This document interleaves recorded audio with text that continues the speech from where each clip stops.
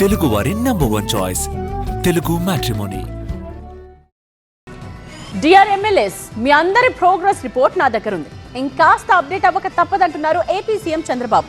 Next target fix అయింది. ఆ లక్ష్యాన్ని చేరుకోవాలంటే పార్టీ నేతలంతా తాను చెప్పినట్టు చేయాల్సిందే అని చెప్తున్నారు. ఇంతకీ చంద్రబాబు గోల్ ఏంటి? ప్రత్యర్థుల విషయంలో నేతలకు చేసిన సూచనలేంటి?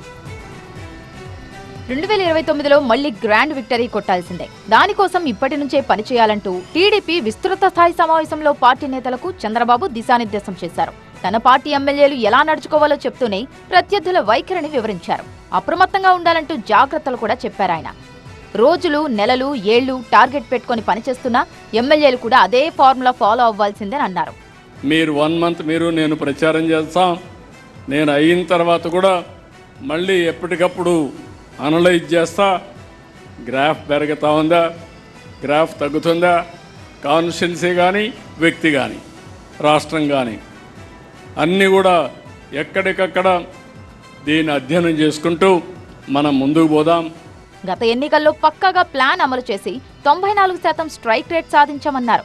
ఆ రోజు నన్ను నమ్మారు, ఎవ్వరూ క్వశ్చన్ చేయలేదు. అందుకే ఎప్పుడూ రానంత విజయం 94% స్ట్రైక్ రేట్ వచ్చిందంటే ఆ రోజు తీసుకున్న నిర్ణయాలే కారణం.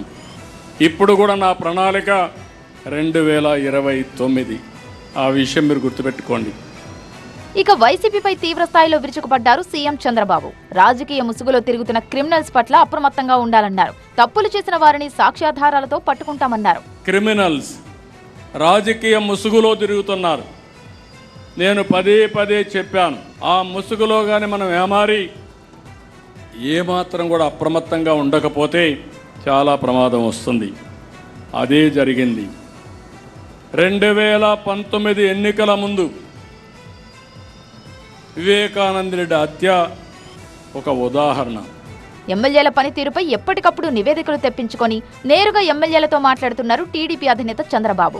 ఇప్పటి వరకు 4 ఎమ్మెల్యేల పనితీరును సమీక్షించి సూచనలు చేశారు. పార్టీకి, ప్రజలకు ఇబ్బంది కలిగిస్తే ఎవరికైనా నమస్కారం చెబుతానన్నారు. తెలుగు వారి #1 చాయిస్ తెలుగు మ్యాట్రిమోనీ.